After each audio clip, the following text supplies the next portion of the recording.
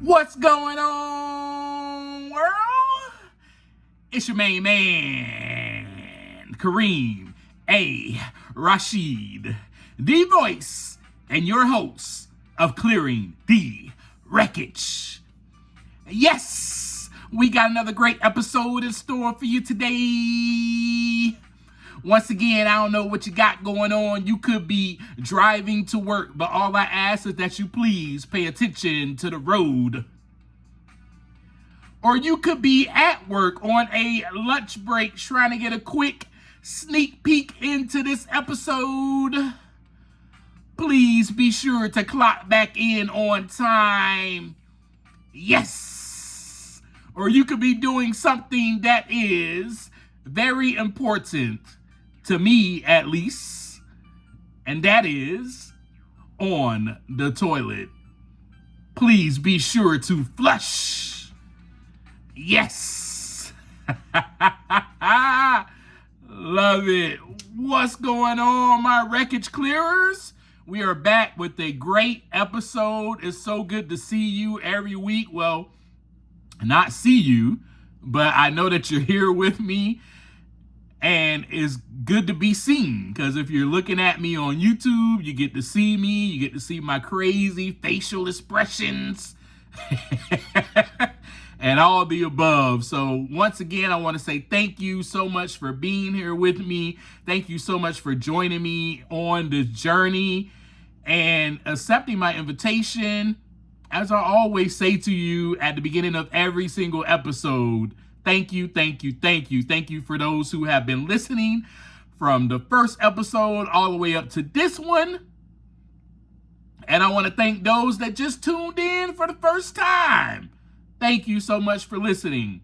Today, we're going to talk about how comfort keeps us comfortable. It does not produce any type of growth. We're going to just hop right into it. You know what we talked about last week, because I'm sure you listened to the episode.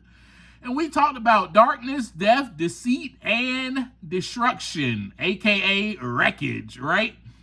We talked about how the darkness was enclosing, the cocoon was forming around me. I was just this little caterpillar that was crawling upon the earth, and all of a sudden, here's darkness. And then I shared with you how deceit had to come into play because I did not want to expose myself or become vulnerable with anyone to let them know that I screwed up. I also told you how death was a part of that equation, how my mentor passed away, and there is abandonment again setting in, right? And then I began to just full-blown destroy and go into wreckage mode, destruction. Yep. And I did all of that because I eventually became comfortable in the pain. Now, I know right now that probably makes no sense to you, but as I share with you throughout this conversation in this episode, I'm hoping that it brings clarity. All right, let's jump in. Couple of questions for you. It's more than a couple. I always say, I got a couple of questions for you. But it's like 15 questions I'm about to ask you. Nah, I'm just kidding. Do you like being comfortable? I mean, who doesn't, right? You know, I mean, Kareem, what kind of question is that you're asking me? Do I like being comfortable? Of course I like being comfortable. Is your response, right? Do you like things that bring you a sense of comfort? Do you have a vice or addiction that brings you instant gratification or comfort? Do you have a hang-up that makes you feel good? What is your default behavior or default system or even belief? Ooh, that's a good one. Listen, we all have something, right? Something, or even maybe someone. However, for most of us, it's something that we run to, we resort to as a coping mechanism, a survival tactic, which we will talk about in a later episode probably, because I learned about that in therapy. Some of us have a defense mechanism,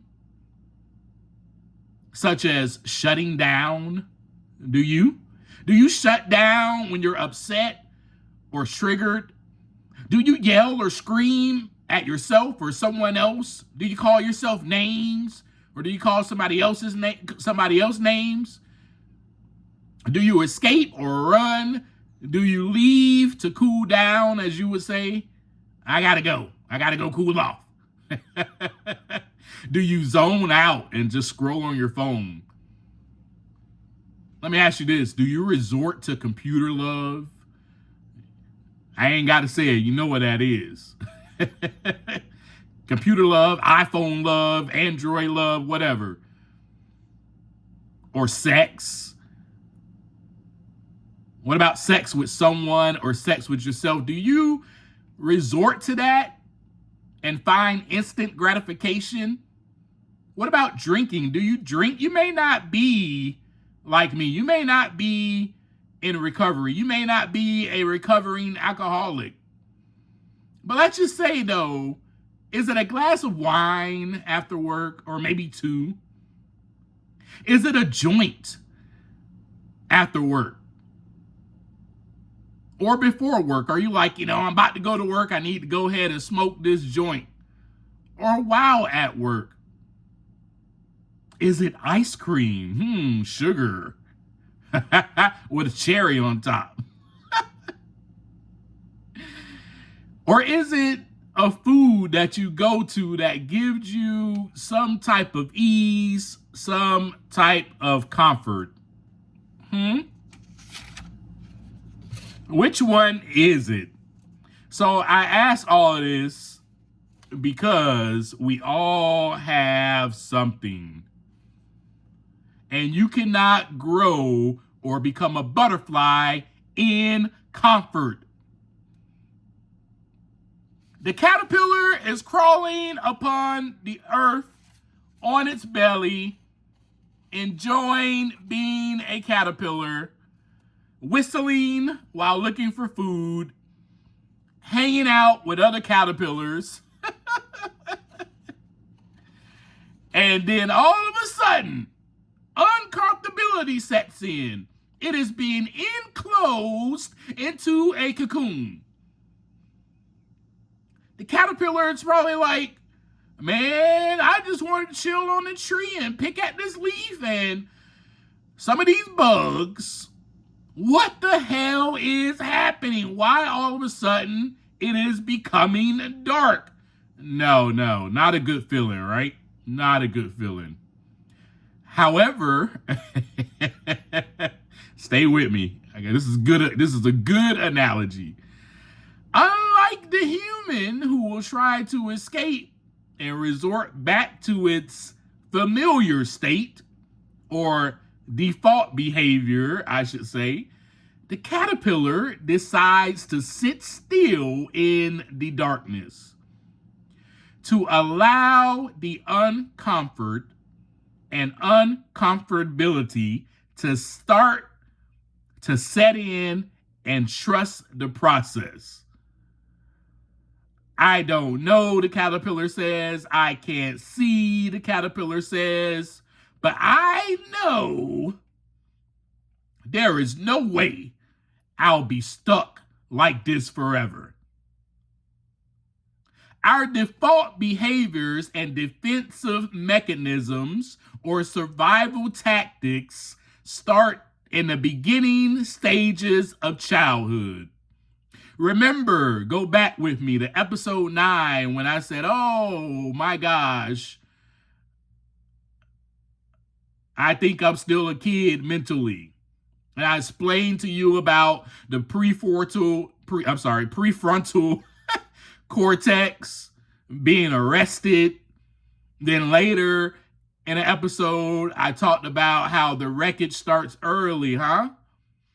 Yeah, you remember all of that. Go back to those episodes. I think that's episode 9 and also episode 13. Yeah, so the wreckage started early. My prefrontal cortex became arrested when I decided at age 12 to go ahead and use drugs and alcohol. I've shared that with you. But at the same time, in my formative years, I was taught not to show my emotions. Hide them, bury them, be a man. Don't cry, boy. You know? And I shared all that with you in episode 13. And then, that also led me to learning how to shut down. Well, I can't say anything. I can't express myself. I was not taught how to express my emotions. Nope. I also was not shown the proper emotions. Let's just say that. There was volatility in the household. No hugs, no kisses, no I love you.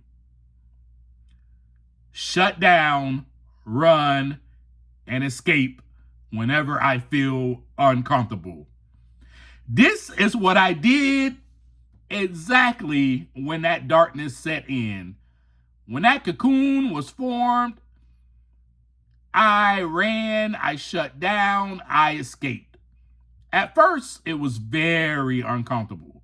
You know how when you're going through something and it's painful, it doesn't feel good, it hurts. There's so much pain, there's so many just anger feelings that are going on inside of you. It does not feel good to feel these feelings. And you want to escape because it's uncomfortable.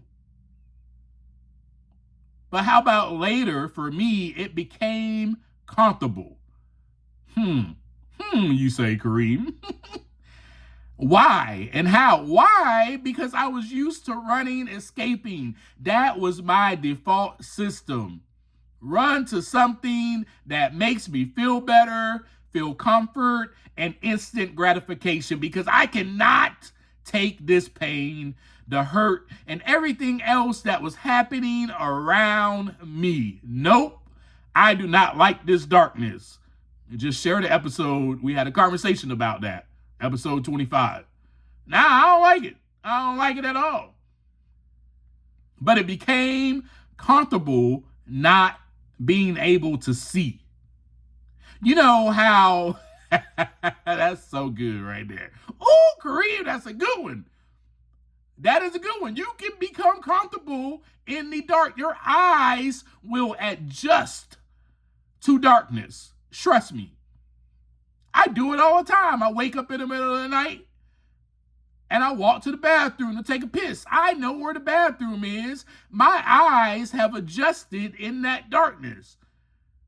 I do not have to turn on a light. I can go in that bathroom. I can lift the toilet seat up. I can take out my wee-wee and I can pee right into the toilet. Not on the side of the toilet, not on the floor. I can see in the darkness. I have become comfortable in the darkness. That's just one example. I can give you so many other examples. So many other examples. You know, you could walk into the house and it'd be dark and you're just like, I don't want to turn the light on. And you're used to not turning the light on when you come into the house. Right away, at least. Your eyes will adjust to the darkness. Another simple example would be at night. Outside. Yes, there's a few lights up there. There's some what do you call those? Some street lights up there. And there's also a moon up there giving you light, but for the most part, your eyes are used to that darkness. They can adjust. Sure enough can. So I became comfortable not being able to see, but at the same time was able to see because my eyes adjusted to the darkness, because I adjusted to the pain. I became so accustomed to it. This is my life. This is what always happens to me. So let's just forget it. Throw in the towel, forfeit the game, become a sore loser, become comfortable hanging out with the boogeyman. Let's invite Michael Myers in also, because they understand me. Oh, no one else does. Preach, Kareem. Hey, no need to express this pain or this hurt to anyone, because what? All they're going to tell me is, suck it up. Be a man. Don't cry, boy. Life ain't fair. Keep moving. In other words, you're not going to allow me to feel the feelings. You're not going to allow me to express my feelings. That, my friends, is what I was taught. It is also what I believed to be true. And if I believe something, my actions follow. Isn't that how it is, right? Isn't that how it goes? If you believe something, then you act according to that belief. Tell me I'm wrong, because I know I'm right. Oh, preach today. So what is it? I ain't trying to preach. So what is it? Tell me. What is it that you believe about yourself? What were you taught growing up? Or should I say, what example of default behavior was shown in your household? Huh?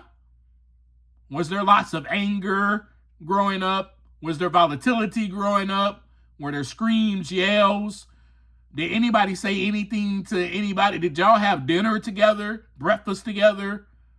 Were you the only child and you had no one to talk to? So you're probably used to shutting down and being isolated and being by yourself. I don't know what picture you were shown, but eventually I began to see this, thank God. I began to see the example of default behavior that was shown to me. I began to acknowledge this inside of myself. Man, this is how I was taught. Man, this is what they showed me. I believed all of this crap about myself. I began to see it. I acknowledged these default destructive behaviors, this wreckage, is what I believed about me.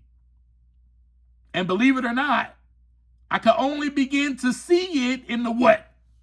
In the darkness. My eyes adjusted to the darkness. My heart adjusted to the darkness. But then I was like, ooh, I can actually now see inside of me.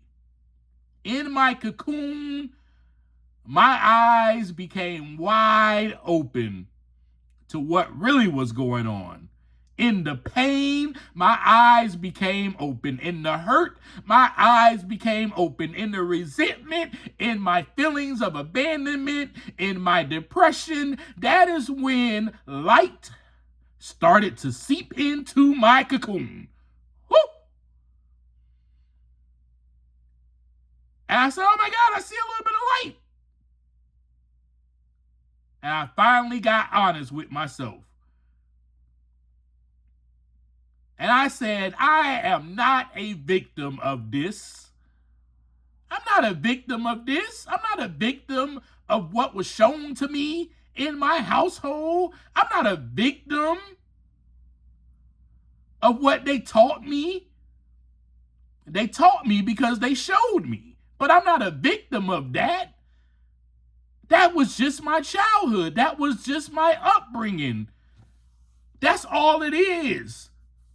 Don't overthink it, Kareem. My parents did everything they could to raise me in the right manner. They did the best they knew how. Oh my goodness, I'm not a victim. None of these things happened to me. They happened for me. This is happening for me, for my benefit, for my good, and ultimately for me to become a butterfly. Woo! To learn about my default behaviors, learn where they came from, learn about myself, and ask, why do I always try to escape when there is some kind of pain or trauma? Why do I shut down? Why do I give up? Why am I a sore loser? Why do I forfeit the game? Throw in the towel. Why? Why is it that I do that? And why is because I believed what I was taught. I believed the picture. We normally believe what we see. But at this point, I was learning that that is what I was doing. I was believing exactly what I saw, but none of that is real. Stay with me here. I believed what I was taught. I believed what I saw. I believed no one loves me. Because no one said it.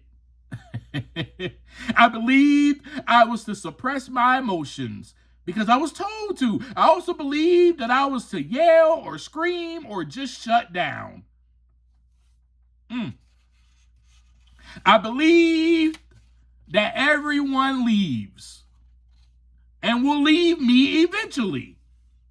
I believed it when the doctor diagnosed me with clinical depression. I believed it.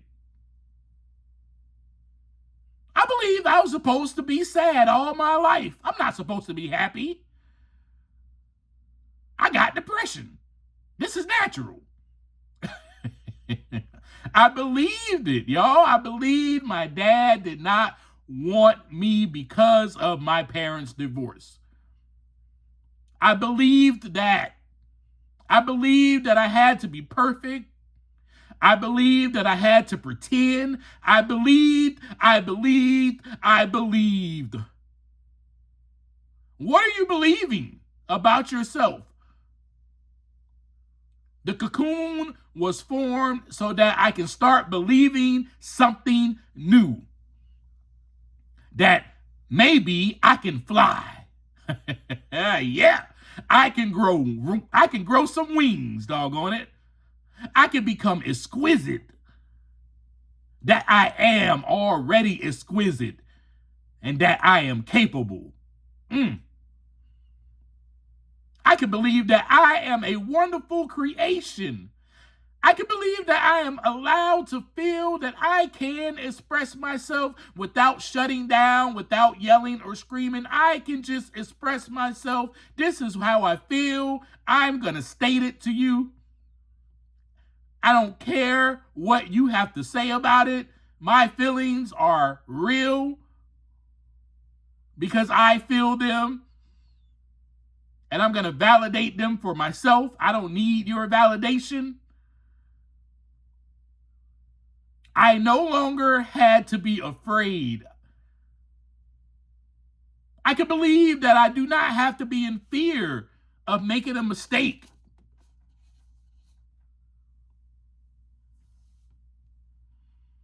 Right? I can make mistakes and I can learn from them. How about that belief? That not everyone is designated to leave me. I can believe that. Not everyone is designed or designated, appointed to leave Kareem. Such self-centeredness, get over yourself. I can believe that I can get out of bed, that I can be happy. I can believe that now. I don't have to believe that this depression will constantly keep me down. I can believe that I can do otherwise. I can get out of bed.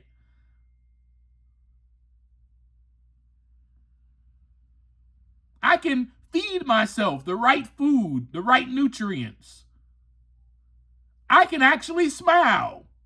I can believe that. I can believe that I can be happy. I can believe that I can, and I can believe that I am victorious. Yes, that I am not a victim. Rather, I am the victor. None of this stuff defines me. I can believe that. So what I didn't realize is that I had a choice in the matter.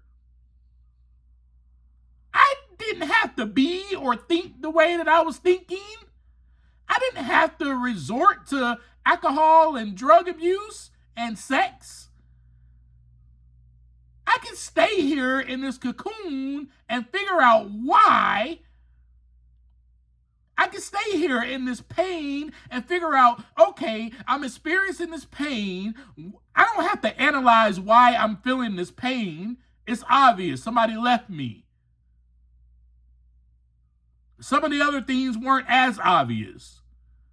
But I don't have to analyze the whole situation. Neither do I have to understand it. But what I do need to figure out is I need to start trying to understand, why am I being so comfortable in this uncomfort? Why am I playing and participating with the boogeyman when I know that is an evil character and I'm inviting evil into my life? Why am I hanging out with the other side of myself when I could be hanging out with the good side of myself? Huh? So I had to look inside in order to see that. That's why after every episode, I always leave you with, take some time to look inside so that the wreckage can begin to clear. I had to look inside. And by being in isolation, believe it or not, in the wilderness, up on that tree, in my cocoon, in total darkness, in uncomfortability, I was able to finally see who I am. And I was able to see the wreckage, but I was also able to see who I really am. I am the clearer of this wreckage. I am the wreckage clearer. I don't have to stay here. I can clear this crap up. So what are you choosing? Now I added that word in. What are you choosing to believe about yourself? Are you choosing to believe that you are a victim? That, oh, this trauma happened. Oh, all these things happened to me. Poor me. Woe is me. Self-pity. Are you being like I was? And you just become comfortable in the pain, in the hurt, and you just forfeit the game? What is it that you're choosing to believe? What default behavior are you going back to? Because once you choose to believe it, you're going to go to that behavior. Because I just stated that. I just stated all of that for you, to show you that once you believe this about yourself, you are going to act accordingly.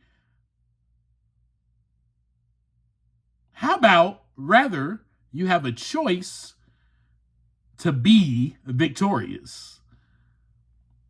And I get it. It's so hard, especially during the pain and the hurt and all the feelings that you're feeling. It's so difficult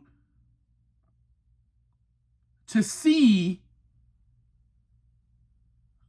the light because you're in darkness. I mean, it is. It's hard. I mean, your eyes have adjusted to the darkness. I mean, why turn on the light? You can maneuver. You can make it through this dark house. There's no need to turn on the light and spike up the electric bill for what? I can see when I go to the bathroom at night. I can clearly take a piss right into the toilet bowl. I don't have to turn on a light. That just costs more money. That just takes too much work. And folks, that is how we become. I know that is how I became. Now, it takes too much work for me to actually turn this light on and look and see that I am the one with all the wreckage. This is inside of me. This is what has been happening inside of me.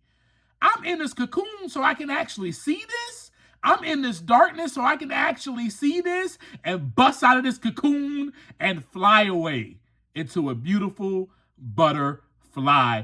Thank y'all so much for being here with me today. Let's choose to clear the wreckage. Let's choose to believe the best about ourselves. Let's choose to believe the best about our parents, our upbringing, or whatever trauma happened. Let's choose to believe that it happened for us, for our good, and not to harm us. Yes, trauma hurts. Yes, trauma is painful. And yes, during that time of dark stages, we may think, oh, all this is happening to me. Why me? Why me? Why me? Why does everyone leave me? What the hell is going on? This is just my life. F it. I quit. And we want to throw in the towel. But I'm telling you now that you could choose to be the victor instead of the victim. All it takes really is a choice to turn the light on while you're in that darkness. See, pain and hurt and uncomfortability produces growth. And it produces you busting out of that cocoon, becoming a beautiful, exquisite butterfly with wings, and you fly away. And now you know how to soar and fly, and you don't have to be on the ground anymore.